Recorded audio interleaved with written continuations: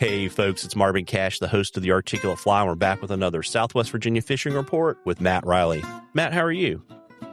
Doing pretty good, man. How are you? Just trying to stay out of trouble. You've been sharpening your ice skates? I have been tying flies and leaders and scraping ice off my my driveway and spinning my wheels basically. Yeah, so, not an uncommon problem in our part of the world. How many days have you been off the water? Oh gosh, man. I have to look at my calendar. I know the New River was frozen most everywhere as of the beginning of last week. And, naturally we were pretty well below freezing for about a week prior to that too. So it's been pretty close to 2 weeks. Yeah, I guess the weather shifted pretty cold right after the new moon in January, which was Martin Luther King weekend. We had good fishing and like 40-degree water temps, and now we do not. Yeah, and so, obviously, I think we're going to start, as I always know, you're on your side of the mountain. It's always colder and windier, but, we're going to probably get close to 50 here later this week as things kind of start to melt and break up. What should folks expect to see if they have a burning desire to go out and chase muskie? Yeah. So yeah, for sure. I mean, we're going to stay. They're actually calling in the New River Valley for potentially another 2 inches of snow tomorrow.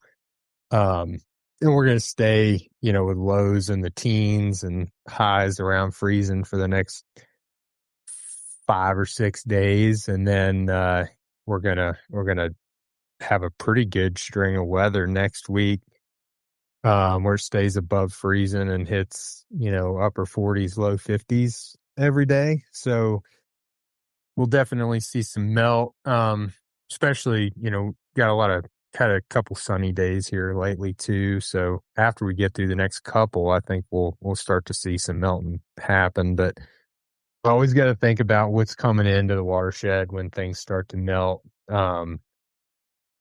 Thinking about the New River specifically, the upper reaches of the watershed or Western North Carolina, Mount Rogers, east side of the Blue Ridge, and we got in the neighborhood of 6 to 9 inches of snow, depending on where you are.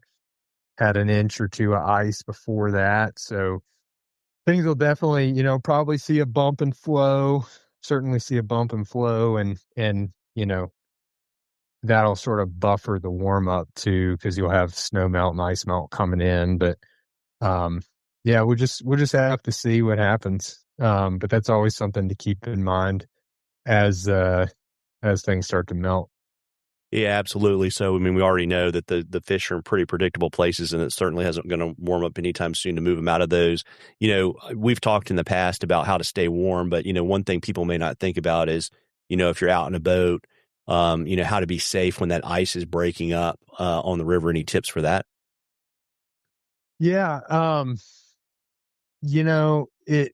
I would definitely, if you're fishing around like giant sheets of ice,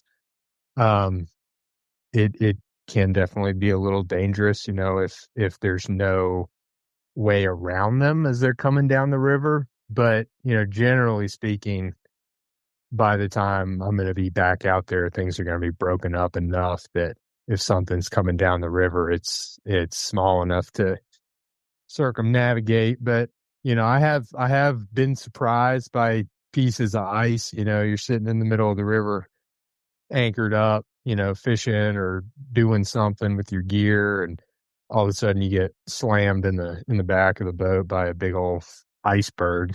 It's just pays to keep your wits about you and not do anything too stupid. If it seems risky this time of year, it's usually a bad idea. Yeah, and that goes double for if you're in a jet boat, right? Yeah, for sure. And so I would imagine too, right, that things will probably start opening up first, kind of immediately downstream of the dams, right? Yeah. So the lower New, particularly, closer to Crater Lake, generally stays warmer than everything else. Um, and that'll certainly open up, Claytor's frozen right now too. Um, but that'll open up sooner than a lot of other things just because, it's wide and open. The sun will hit it pretty directly for a long period of time throughout the day. Whereas, further up the watershed, it's narrower, the mountains are taller, gets more shade throughout the day. Higher elevation, that stuff tends to melt last, which is, again, why you get that buffer in water temperature and flow after things melt. But yeah, I'd be looking at the lower watershed and, um, just places that are going to see a lot of sun and have, potentially some form of warm water influence if that's available. Um, but yeah, the ice presence can vary pretty dramatically when you're in that marginal condition time frame from section river to section river. So, gradient can make a difference too. If you've got a piece of river that's got a lot of quickly moving water, dropping water, that usually freezes last. So, just kind of keep all that in mind and try to find some open water. Yeah, absolutely. And, we were talking before we started recording. So with being off the water, you're kind of doing a little bit of shuffling, right, to kind of get people in for the tail end of musky season and into smallmouth. But you want to let folks kind of know generally what you have available and that it's a very good time to catch you at home because you're not on the water to book a trip. Yeah, I always feel a little bit funny. I'll be sitting at my desk with my laptop open doing something else, and I see an email come through, and I can respond to somebody in like 15 seconds. And I always wonder if that's a good thing or a bad thing to seem like I got nothing to do. But the the latter half of musky season is pretty dang slammed at this point, just because of it was booked solid previously anyway. But usually, what I'll do if we get some real cold weather this time of year that pushes us out is, kind of extend into early March a little bit. So I'll do a couple musky days there, but I'll be on the smallmouth train by the probably 10th of March, for sure. And yeah, we've been booking a lot the last couple of weeks. Summer stuff, is always like peak bug season tends to go pretty quick. I think I've got like 40 to 50 days booked between August and September already. So that's pretty thin, but,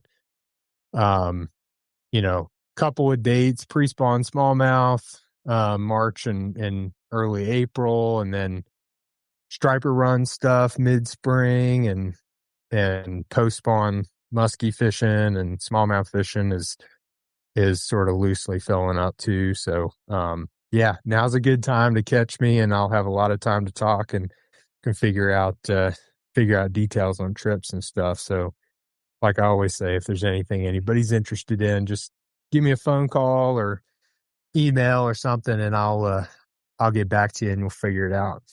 Yeah, absolutely. And, folks, always, we love questions. So, DM me or email me and we'll get them on the show. And like always, if we use your question when you're drawing for something cool for Matt at the end of the season, and, I would normally say get out there and catch a few, but I think that's kind of futile unless you're maybe going to Bass Pro and you want to catch one in the tank in the shop. So I would say maybe stay at home, tie some flies, get your gear ready for the season, and hope for warmer days. Tight lines, everybody. Tight lines, Matt. Thanks, Marvin.